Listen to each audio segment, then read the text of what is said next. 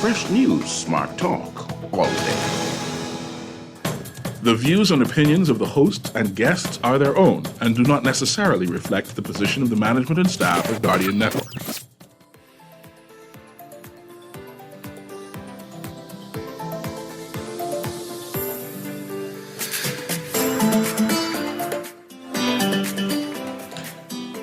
Good morning. This is a great day today. Today is Thursday, April 4th, and it's a little after 11 o'clock in the morning. Once again, this is C.A. Newry, and I shall be your host for today.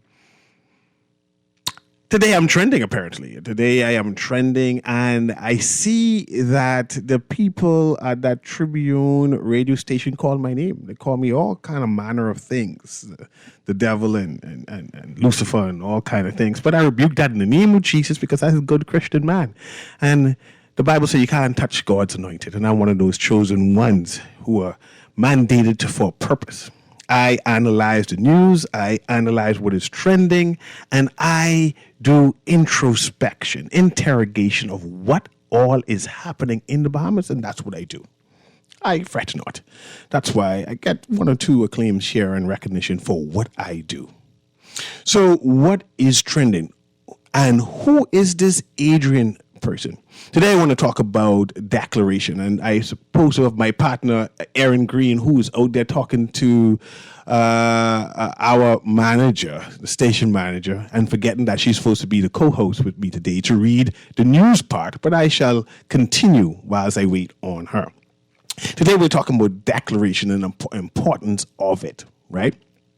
We see the chairman of the Progressive Liberal Party headline, let me go see if I can find that and read that, stating about declaration, Mitchell's disclosures, and basically saying that don't come to him, right? Go to those who are in charge of managing the disclosure. Again, that's the chairman who we have been asking if he is inept at his job and whether we should demand that members of Parliament declare. We found out that on March 1st, all members of Parliament, including permanent secretaries, parliamentary secretaries, and government officials, senior government official, is mandated to declare. That's supposed to be March 1st. Then they extended to March 31st, and that they're supposed to declare.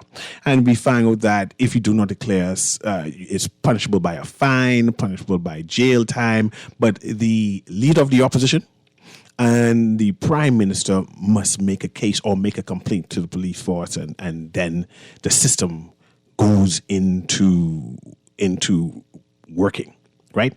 We know that they're not doing it. And when you see flippancy of the chairman to man, it's none of your business. We see that clearly declaration is not important. We know in the past we have had prime ministers who have not declared. Perry Christie Ingram, who waited late, days before in terms of deadline and declaring, right? But we also found out that former members of Parliament supposed to declare for 4 years after they have abdicated their seats. So my conversation today is whether we need to be concerned happening in the Bahamas state.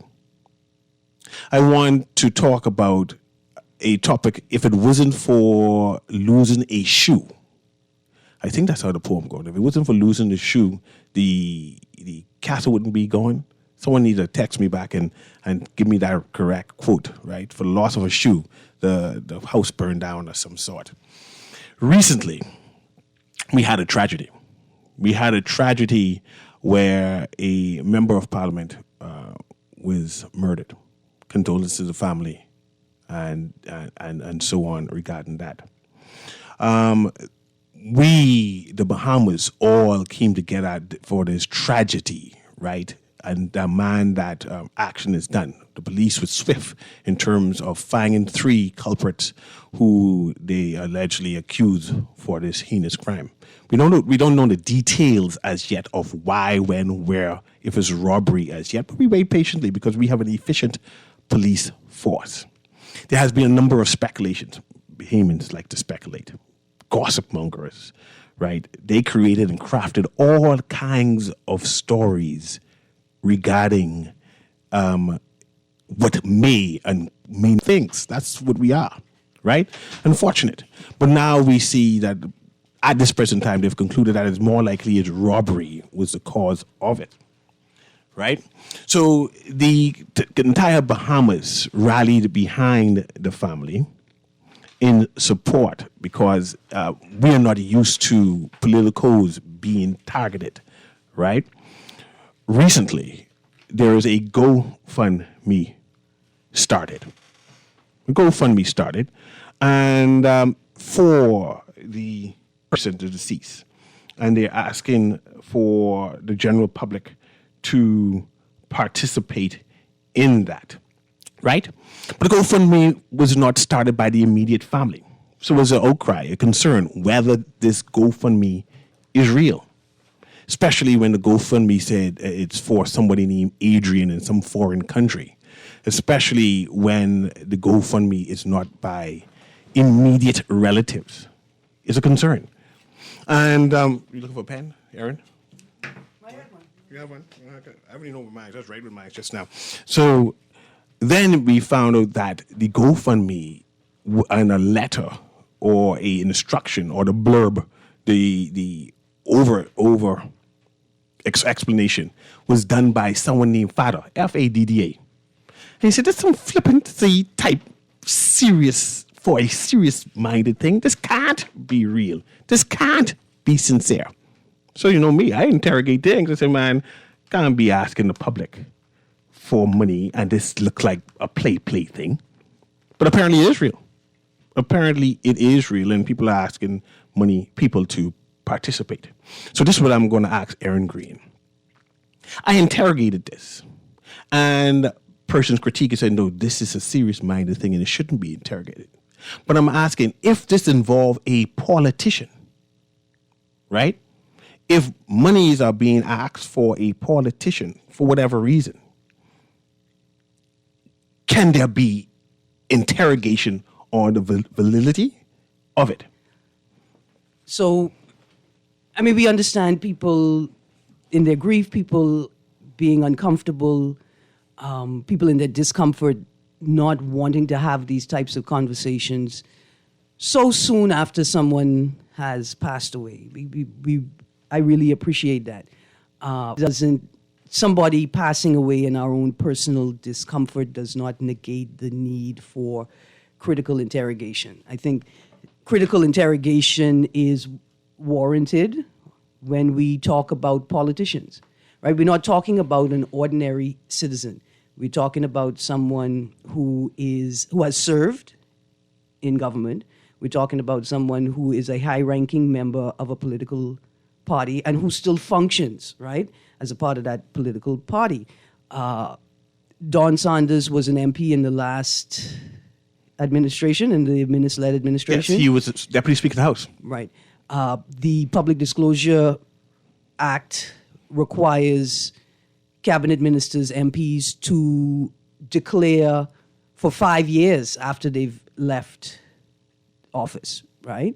And so there's, as a part of the culture, this type of exposure should be expected. This type of interrogation should be expected. So you're saying that as a part of our democracy, once a political is involved, the public should expect people to interrogate whatever it is that they're doing. Absolutely. See, in a healthy society, you have trusted entities, social mechanisms like NGOs who you would trust to do this work, right? And you would say, oh, is having a conversation about this. Let's tune in and find out why they're having a conversation and what it's about.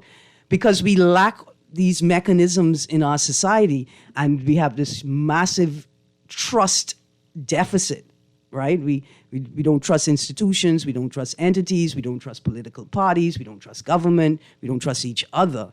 Right? And that, in part, is fostered by the fact that we don't have entities, mechanisms, organizations that in their work, they build trust, right? They build, or they showcase or highlight the integrity of the infrastructure of a space. We don't have that. We can't even get politicians to declare and disclose. They care not to declare. They care not to disclose. Well, they care not to ensure that it's gazetted. If it's not gazetted, then as far as we're concerned, it has not been done. And I think that's the part that politicians miss. It's not sufficient for a commissioner, a leader of the opposition to get up and say, oh, well, I know that my people have declared. We know nothing until it has been gazetted, right? For those people who are uncomfortable about a critical interrogation of this nature, perhaps we wouldn't be having this conversation if the other mechanisms, government mechanisms, constitutional mechanisms, social mechanisms were working. Recently, I've been called Lucifer. Today, in fact, on that other radio station. You mean the Morning Star because you shine in light? Can you imagine? No, they call me the devil himself because I dared to say, hey, I don't believe this is real. This can't be real because it's not from the immediate family. Well, I tell you what, if I saw a GoFundMe attempting to raise $300,000 plus, over $250,000. We got to call it $1 million for this. Over $250,000. Go ahead. So over $250,000. Yes. And the site says that the petition was started by someone who identifies himself as Adrian. Who is this Adrian That's it, person? just one person. And then the write-up is written by a father, F-A-D-D-A. And they believe educated people like me supposed to say, okay, I'm going to send my good Remember, money. a couple of days ago, a caller, or a texter actually, asked about looms and scams and Yes. Ponzi schemes. Yes. And I think we have legislation that would deal with this or would provide recourse if, in fact, this is a scam. But if I were talking to a young person and they said to me, hey, Aaron, I would like to support this cause. What do you think about it? I would say to them, you should do some more research and find out who the Adrian is and find out who the father what? Just father. Who the father, F-A-D-D-A, father. who that person is as well before you donate. It's called due diligence, right? And it's not just something that is important in this particular instance. This is where we sort of highlight it, but we should expect people in their professional spaces to operate in that same way. Aaron, I'm a private individual. My family business stay in my family or to my immediate friends. Yeah. I found it alarming for a successful person, a politician, to be asking for handouts. That's just me. It's something foreign for me. And then when I cannot trace the source in terms of, I understand it's the person's brother, the person's mother, the person's uncle, and a reason, a rational reason of what, right? It's their business, it's private. I have nothing to scrutinize, nothing to interrogate. Mm-hmm. But someone brought someone's family business Into the public domain and saying they need help. And because it's in the public domain, and I am a blogger, this is how I make my extra money on my gig. I do critical analysis on things and get sponsorship for such, right? I see it. I got to be critical. And only one person is to blame for bringing people personal business out. And I want to ask you now, if, just a different scenario, should a politician have life insurance? Is this a mandate, or would they be considered as bankrupt? Wow. Right, but I don't think there's a legal requirement that you have to have life insurance to be a politician or a cabinet minister or to serve at the pleasure of the prime minister. I don't think. To be able to be a member of parliament and run, you cannot be bankrupt. Right, but I don't think not having life insurance means that you're bankrupt. My question is, in terms of being a professional, and not this particular case, we're just analyzing things. It's unfortunate. And again, all of this came about because someone decides to put people's personal business to be interrogated. Right? Mm-hmm. So it's not me. I just do what I do in response to what other people does. Right? If you bring people, families' business to now have people question whether they were able to function properly as a business person, et cetera, et cetera, et cetera, et cetera. I'm not trying to add on things, right? Should we, inside this climate of non-disclosure, should we question was non-bankrupt? Now, see, this isn't brought on by me.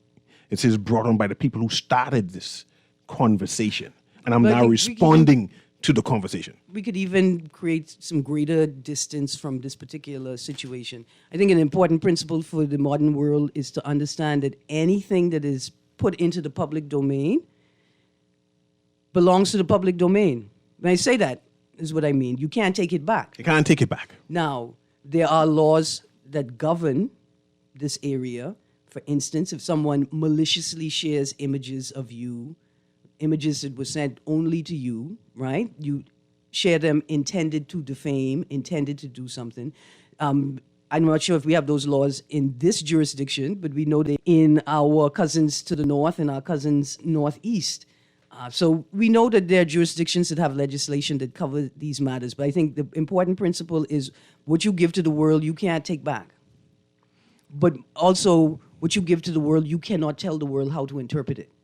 The world will interpret it however they want. The world will interrogate it however they want. You can't put a story out and then tell the audience you are only allowed to read the story from this particular way, from this perspective, with this intention. And so I think that's the important principle, especially for young people. I think it's most important for young people to understand that what they put on the internet will remain on the internet until the internet is destroyed. And even then, somebody may have pulled it and saved it and kept it on an offline server for their own use or pleasure. Now, when it comes to the political class, I think that it's important for people to understand what the political class is. The political class isn't just a politician, it's the people directly you're married to and all. Your wife and your husbands and even sometimes your brothers and sisters. And that's why now when you go politically exposed. I am a politically exposed person. Mm-hmm. I know opening a bank account was an issue for me. And I said, I don't even know a politician personally. Mm-hmm. But apparently I am now a politically exposed person. And I have to declare certain things when opening a bank account. Right. Me, a little jabroni. So when I see other politicals and actors not declaring, I wonder what's going on in this country.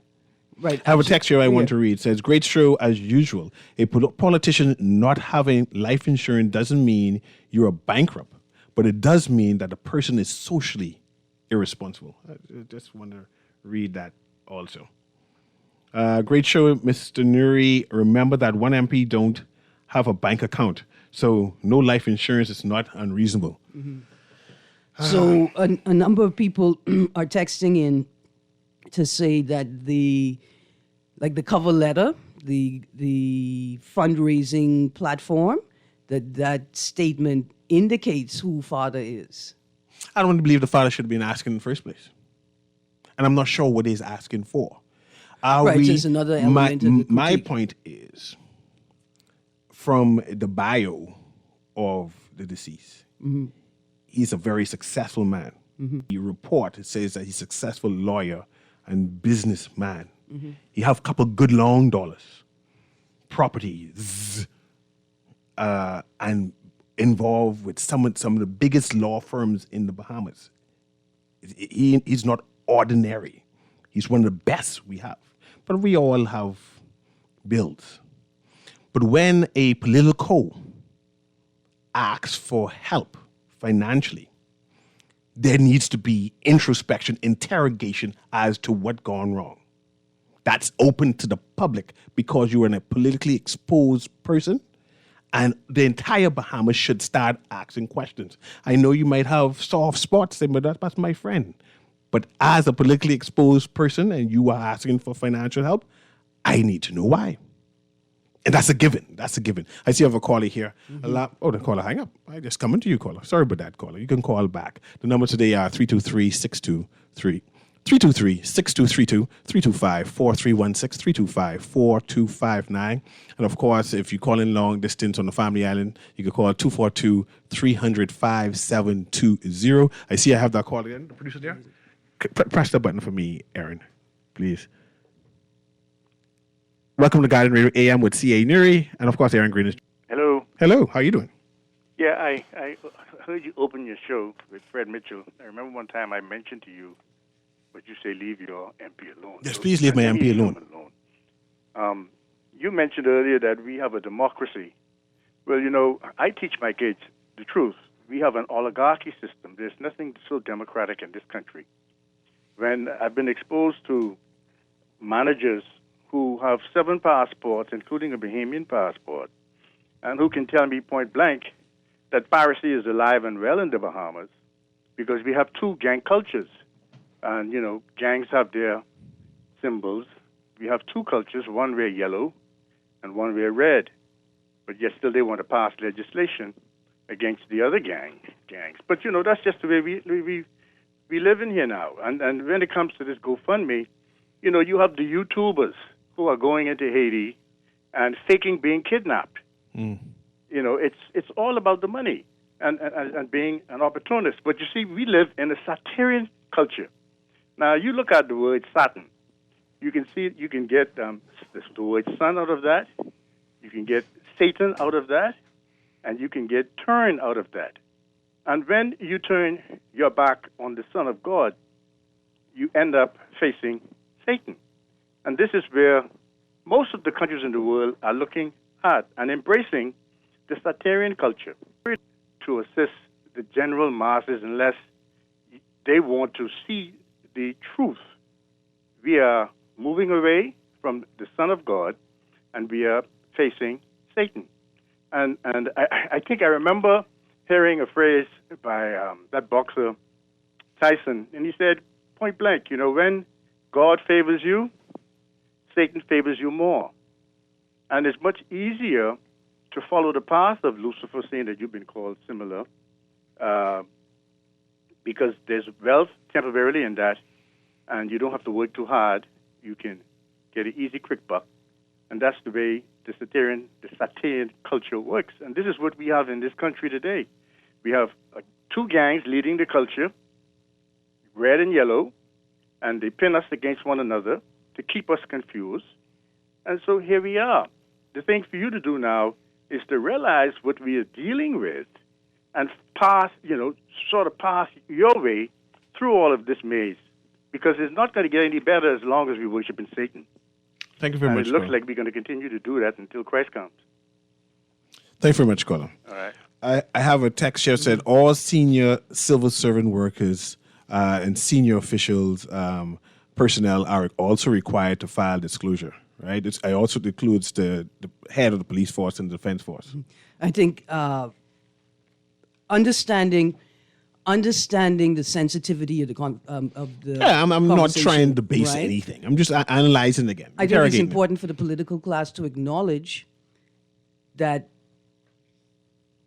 the political class now becomes a victim of a culture that it perpetuates. If public disclosures had been gazetted the way they ought to be, the law and the Constitution, the nature of this this conversation would be an entirely different conversation. Yes.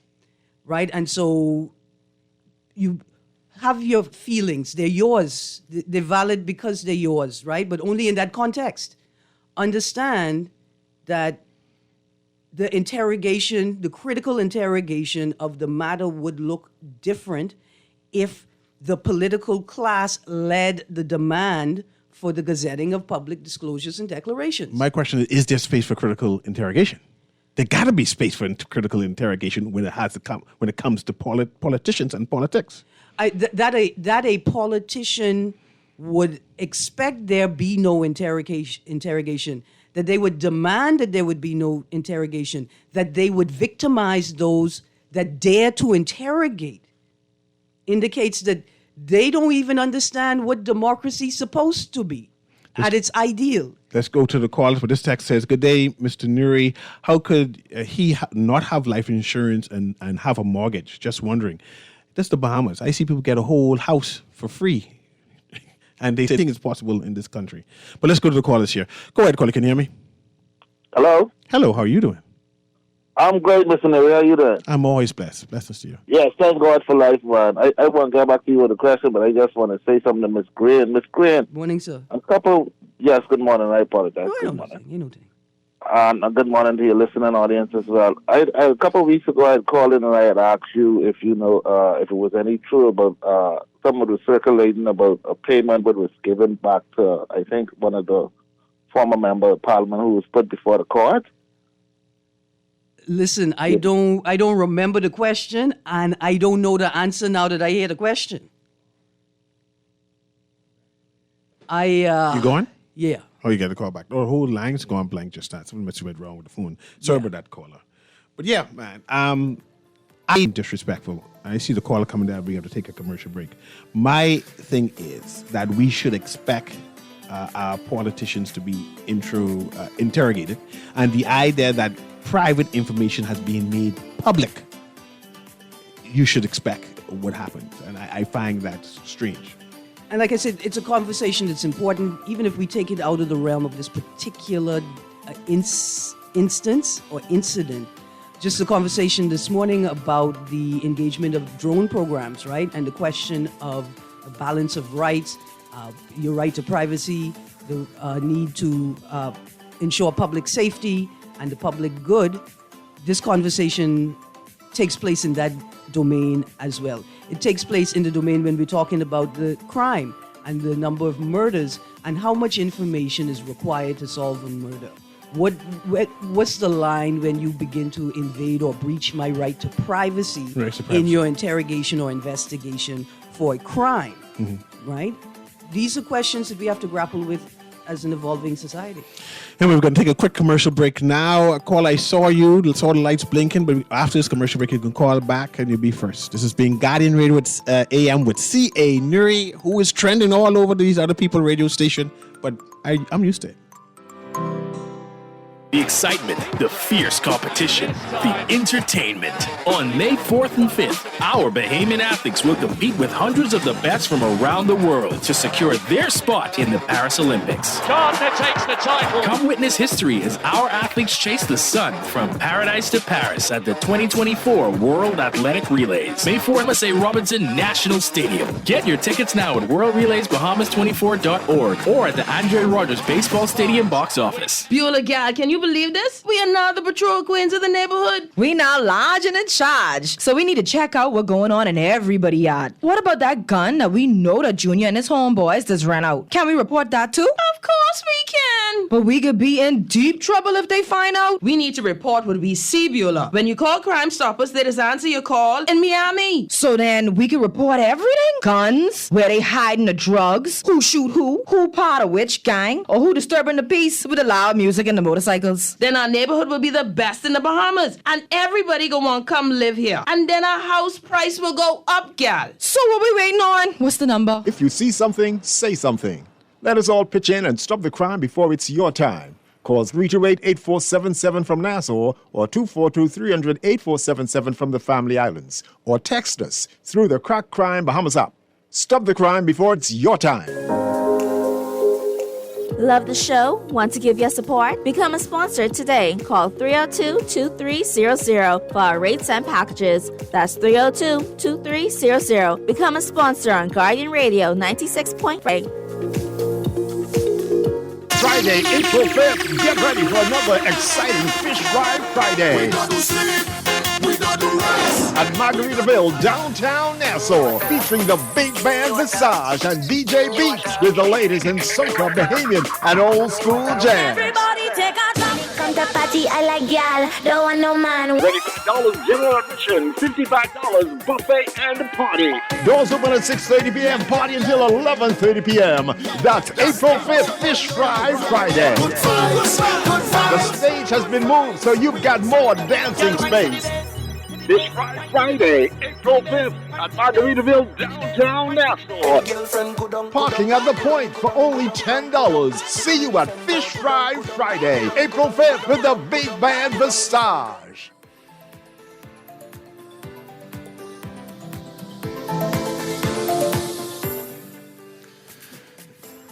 And welcome back to Guardian Radio AM. This is CA Newry, trying to make sure I'm on and hearing myself. And I see I have a call up, but I know, Aaron, that you're supposed to be doing a walkathon this weekend, and you need sponsors for that. I know you haven't walked in a minute because you had a bad leg the other day. So I want to pledge some money for you, but I can talk about that soon. I just want to let people know that Aaron doing a walkathon and she needs some pledges. You can always bring that money to Guardian Radio too. But let's go to this caller. Go ahead, caller. This is Guardian Radio AM with CA Newry. Good morning. I get $5 to put with your whatever that is. There you go. Thank you. It's actually $5 a mile. Is it $5 a mile? It's $5 a block. I mean, it's not a mile going. You go, okay, a block. Yeah, I mean, you just, as opposed to you paying me a certain amount of money for. If I can find 10, maybe I guess you got it more than 5. Yeah, I got to match you. Whatever you do, I got to match. Double it. Yeah, I can double it. Yeah. Listen. So, with Dawn, the question you asking, right? Not talking about Dawn, and I know if I get a chance to say it quickly yet, that condolences family. I don't like that what happened. I think Dawn was a decent person. Nothing to do with politics. I was on the same side with him. Mm-hmm. I think PLP is to like him. He's well loved. Everybody saying decent things about him. Everybody get a side and they like what ain't perfect. None of us perfect. Mm-hmm. And Dawn was a decent one of us. Yes. And if there's any truth that they do in the GoFundMe page for whatsoever reason, I don't have a problem with it. You know why? Because how decent Dawn was, how helpful he was, all them pro bono cases for people for free, helping PLPs, F&Ms, black and white people. He was so respectful and decent. So I don't mind, and it wouldn't be a surprise. Politicians in the past, they die broke. You know, all of them are all about friends, family, lovers, and trying to enrich and empower themselves. You know, a lot of them there for service. Many of them have the wrong intentions when it comes down to service. People like a Don Sanders, I don't know. I ain't getting in the money part. I don't care if he had it or if he don't have it. If they have the money and they must do the GoFundMe pages, I think he's deserving of it. And whatsoever happen, I hope justice just go wherever it's supposed to go. All right? So whatsoever happening with Don Sanders or this GoFundMe page, it could be interrogated, but I wouldn't waste too much time. If you really know Don, he's one of them fortunate one of us. And one of them fortunate politicians. He's not organizing this, by the way. Who was decent, huh? He's not organizing this. Don dead, brother. What you mean he ain't organizing? That's my point. We try and interrogate people who organize it. Yeah, even if it's his family. Hey, listen. No, it's not his family. It's not his family. Newry, do what you got to do, right? Do your part, but you got to do what you got to do, right? Yes. But I'm saying Don was special, so yes. We don't care. We care less if they do the government. Whatsoever, just bury him decent, man. Yes. They put an announcement on ZNS when his state funeral is going to be. So I'm glad to hear that too. So like I said, we are interrogating the process and the people behind it, not the good gentleman. We know the gentleman is good, and we show a sympathy and empathy towards his family. That's not the conversation today, right? So back to Aaron. Let me just make the point that when I draw in the public disclosure conversation, it's not an indictment on Mr. Sanders either. It's an indictment on a political class that would allow a set of circumstances to sit that then renders us to speculate. If those doing what they know they ought to do when they know they ought to do it, right, you would then be protecting Saunders from any scurrilous, any uncouth, any untoward. If I could reference Mr. Mitchell's words himself, when he talks about the nasty false narratives about Don Saunders, right? That if you do what you know you ought to do when you know you ought to do it, it is less likely that those things can arise into the public domain. Right? Stop shifting the blame on others and focus on doing what it is you know you ought to do and ensure you do it when you know you ought to do it. Whose job it is to keep the government accountable? Mine and yours and every citizen. A lot of behemoths Even are the members- abdicating that responsibility. Even the members of the party. See, that's a beautiful thing. The members of the party have a responsibility to hold the party to account to its own rules and regulations. That's why I continue to highlight this construct or this idea that a party's ability or capacity to govern can be operate within their own party framework and infrastructure. It is a snapshot. They can do no more in government than they can do in their own party, right? So the call that Davis's biggest job will be to cause and compel his party members, citizens of the nation, to discipline themselves, right? That's his biggest job. If he can't get his own party members to discipline themselves, how will he get the country to discipline itself? My point is, I would have done all of this differently. God forbid that is one of my family members who needed support. I would have gone to my family members first. Let's be an internal thing. Then I might have gone to my political party, then all the rich people, instead of bringing all my family business and insecurities out to the general public to debate. That's just me. That's just me. But I have this text say, while I understand that the critical analysis of public service is necessary, the excessive, dehumanizing, and insensitive bludgeoning of such public servants, even in debt, speaks to colonized minds of Bohemian public commentators. Again, it's the former colonizers would be proud. They taught us well. I'm not sure if they meaning us or if they meaning the negative rumors and harsh and belittling things that was circulating inside the excessive dehumanizing and insensitive public cervix. You mean like the sort of dialogue and discourse we see or statements we see coming from the House Assembly? From politicians? From BahamasUncensored.com? And we're not sure who's the one of that. From all of these social media sites purporting to support political parties or individual party members. Again, the indictment lies on a political class. It's a culture we're breeding. That creates this culture. Who created the environment for this type of engagement? The indictment is not on Don Saunders. It is on a political class that operates in a way that creates this environment. It's like a Fred Mitchell getting up and telling us that we need to begin to remove the violence from politics.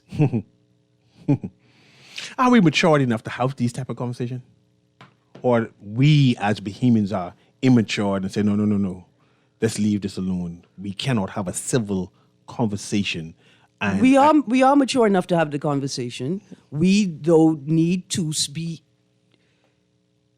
support each other sitting in our discomfort as we talk about the difficult but necessary things. The difficult but necessary things.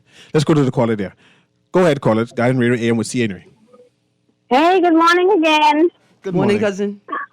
Listen, Newry, the text you read just now about the person saying, I guess they're upset with the way you guys are always talking about what's going on in politics. But they make it easy for us to talk these kind of things when they don't do what they are supposed to do and how they are supposed to do it. You know, because listening to you guys talk in my mind is on one thing. How is Mr. Kingsley Smith being paid? Who is collecting his pay? Is he being paid through a friend who don't have a bank account? You know what I'm saying? Yes. So if they want us to stop talking like this, then they need to speak to these, because apparently they may be close to these persons while they catch a feeling. Speak to these person and tell them, listen, what you're doing, the people don't like it. Do better so they can talk better. Forget if the they people. do good, we would be all about talking about the good they do. The Constitution don't like it. Exactly. So if you don't want to hear the way I just talk about it, because I would say more worse things than you're hearing on the radio. But because I respect for people, I don't say it publicly. But you understand me? However, at the end of the day, I would tell my friends and family, whom I'm close to, listen, this is what I'm hearing. It's not good. It doesn't look good. And at the end of the day, you may live to regret it. So guess what? Let's do it differently. You know, just because you're in there, you don't have to go as with the status quo. Stand out. Mm-hmm. Thank you. Right. Thanks very much. I have a text here. Says, good morning. So they're really trying to say that the smart, learned man like Mr. Sanders would leave his family unsecured like that? Is that what they're really saying? I'm a small fry. I work from payday to payday. And guess what? I pay my life insurance every month. And I have 3 kids to think about. And things happen. But that's not what they're saying. Things happen. Right? They're just saying, hey, there are a number of outstanding bills or costs, and they want us to pay off the $1 million house. We are seeking support from the public. Mm-hmm. But there are people in the party who can pay off this with ease. We could have gone to them first quietly, but no one had to know anything. That's what I'm saying. With ease. When I say ease, it's like $10 in their pocket, who love him and secure him with no one in the public ever knowing what now. And say, but why are you going out and give all this information out? Who give you authority to give all this information out when you could have come to me and I said, man, that done. He's my boy. He's a good gentleman. Why you bring this out? I can tell you why. Two years ago, right after the pandemic, I was in the food store, and this elderly white Bahamian gentleman stopped me as I was coming in the store to ask me if I could help him buy groceries for his father. And I looked at him, I said, listen, I could put $5 on the wipe. Right? Right away I just said I could put $5 on it. Right? And so I making my try, and I thinking, why would this older white man, older than me, white man come to me and ask me to help him? I said, okay, whatever, I've done it. And I said to myself, I imagine how old is his daddy? If he is this old, how old is his daddy? Right? Now, what I also remember is that I too was politically exposed. I don't know, my mother's been out of government now for a number of years, right? But because my mother's a long-standing civil servant, I was perceived I am politically exposed. What he didn't know is I'm also financially exposed to debt and ruination, right? He doesn't know that. He has no idea. All he know is he probably see my face and I look, he remember Leela Green. And I sound like Leela Green. And then I use these words like Jeff Lloyd, like I could afford to buy words for fun, for lunch, for free, right? As far as he was concerned, I looked like I could do it. I looked like I could handle the wipe. I looked like I was politically exposed. He had no idea. He didn't know that I reduced my $10 expenditure to $5 because I gave him $5 of the dollars. He had no. Sometimes you don't even realize that you are politically exposed because you say to yourself, my relation to this person doesn't change my economics. It doesn't change my political standing. It doesn't change my safety or lack of safety in the community. It doesn't change my ability to pay my bills, to put more than $7 of gas in my car at a time. Being related to this person changes nothing for me except now I am faced with more hardship. I gotta fill out more questions, more forms. But in no real material way does it improve my life, right? And that's the plight of many politically exposed people. I have a text here saying that we don't know if Sanders knew any rich people. He's just trying to beat me. That text is just trying to beat me. I agree with you, Texter. We don't know. Yeah? We don't know if... I know a couple of multi-millionaires inside his political party, his friends. Not which political party, not the FNM. No multi-millionaires in FNM? The same FNM that can't have convention? They can't even afford that. They're hurting bad. You have a point. Brave Davis was to pay for the whole thing. I bet you that. In fact, implore Brave Davis to pay for the FNM convention for the sake of democracy. I'm willing to say that Brave Davis might pay for the FNM convention so they could talk about it. Let Mr. I mean, that's not why I want him to do it, but that's not why I want him to do it. But for the sake of democracy, you know, when you go to court, the judges say, "Boss man, you have a lawyer," and you say no. So you want a lawyer? You say no, and then the judge look at you and say, "Boss, you need a lawyer." You have the weight of the court. You have the weight and the resources of the whole state, the Commonwealth of the Bahamas, against you one. You need a lawyer, and you deserve to have the best representation possible. In the same way, I think that the PLP want to have the best opponent possible. Since they don't rhyme, I think the PLP should pay for the next FNM convention to ensure that they are operating according to their constitution and that they have the capacity to actually govern if they get back at the helm again. Let's pivot. I just want to have a sober conversation and Because show you're that saying that I was talking. No. Just say that show that it is possible to have a discussion, a mature discussion. Yeah. And as we always do, we interrogate things and show that interrogation is not a bad thing. It's not a sinful thing. It's not a devilish thing. It is a part of And democracy. it's not an attack. And it's not an attack. And how could it be an attack when inherent in our constitutional obligations is a duty to critique the state and ensure that it's doing its job properly? In that critique, we may find that we, the individual, we are the missing link. And because we are not fulfilling our role as citizens, the state fails, right? Yes. The critique is not always an indictment on the state itself. You are walking Saturday. Is this Saturday? I jogging. I moving on Saturday. This Saturday. April the 6th, St. And John's College. there is a sponsor sheet, walkathon sponsor sheet that is being circulated where people sponsor you, Aaron Green, for walking. Right. My aim. And I already pledged, right, Yeah. that I plan to sponsor you. And I'm asking people to join me in sponsoring you for walking in this marathon. All right. My aim is to raise a minimum of $250. dollars I'm asking people to sponsor me $5 each. Right? There are two routes. There's the on-campus route for people who are able on their feet, for elderly members of the family, the community who want to join the walkathon. And there is an extended external route. The second route, we're going Bishop Eldon Drive to Bethel Avenue to JFK to McKinney Avenue, McKinney Avenue, Johnstone Avenue, back to Bethel Avenue, back to Bishop Eldon Drive. That's the second route. I'm inviting the public to sponsor me and or any member of the Hannah Hasty Tynes family that is walking. Right now, I know I have a competitor, Mr. Newry. We have a small race taking place. Erin Brokefoot Green on a path to recovery versus Esther Hannah Culmer. You walking against Esther Hannah? Yeah. Oh, I might have. How much money are you sponsoring you?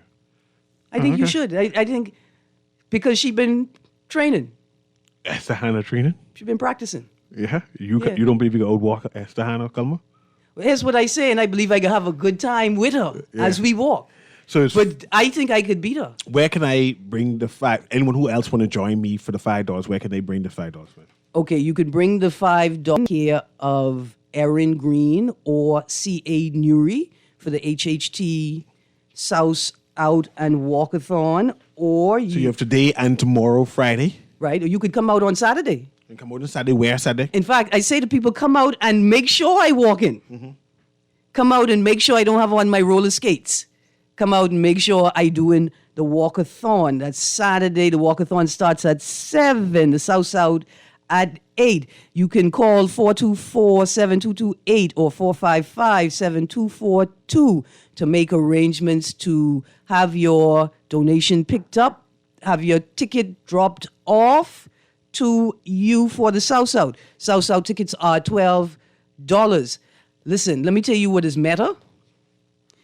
Eating pig feet South while you watch Erin sousing her pig's feet on that walk. That's meta. I'd pay to see that.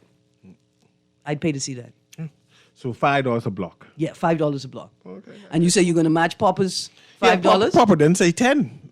I know how I can pick up Papa's $10, but if he tell me where to come and pick I it can up, tell you where to come. and I can tell you where to go. Where to go, and I'll go pick up his $10 and Yeah. match Papa's $10. And if Papa go to 20, I'll match Papa's $20 also. My wife can complain all the lunch money he's spending, but I'll match whatever Papa says. And listen, and at the South I ain't Side, walking, by the way. I just letting you know.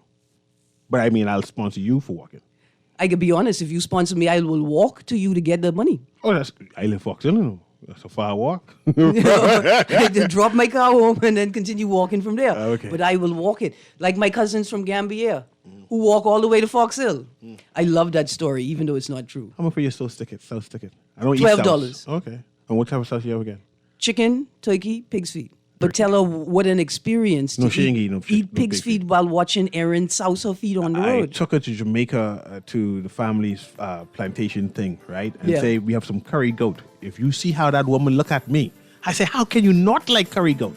The look that woman give me to say goat She ain't used to supposed have a pet goat? I don't think Oh, so. no, she don't think you're supposed to curry the goat She don't believe you're supposed to eat goat. at all. She Yeah. had a friend Yeah. named Goatee. I even tried to give her some chicken foot soup, and she didn't eat that either. I said, you don't know what you're missing. That's more for me. Yeah, curry chicken foot There's is no it's fighting. the best. There's no fighting in this family. You don't like it, that's more for me. Yeah, yeah. Anyway, thank you, Mr. Newry, for your support. You guys, please come out and support the South Southern Walkathon for the Hannah Hasty Tynes family this Saturday, April the 6th, 2024, 8 a.m., St. John's College campus. Walkathon starts at 7. And thank you to Mr. Pat Roll for calling in. Yes, At we the need to call end, him. Do you want me to invite him on, or are you going to invite him on? We both can invite him on same time. Okay. In fact, I think we need to go visit him. Okay. Yeah. We go drive out there. Let me drive him there. Thank you so much, Mr. Roll, for calling in this morning. And thank you for your voice and sharing it with not just the Bahamas, the entire I world. want to hear that journey, of Yeah. being a singer. World-class singer. World-class singer. One of the texts and said... working in these high-end resorts. Yeah, one of the texts said that got to be the original of the song, though. Yeah. No, Pat, it's that good. Yeah. Yeah. Absolutely. Anyway, have a wonderful day.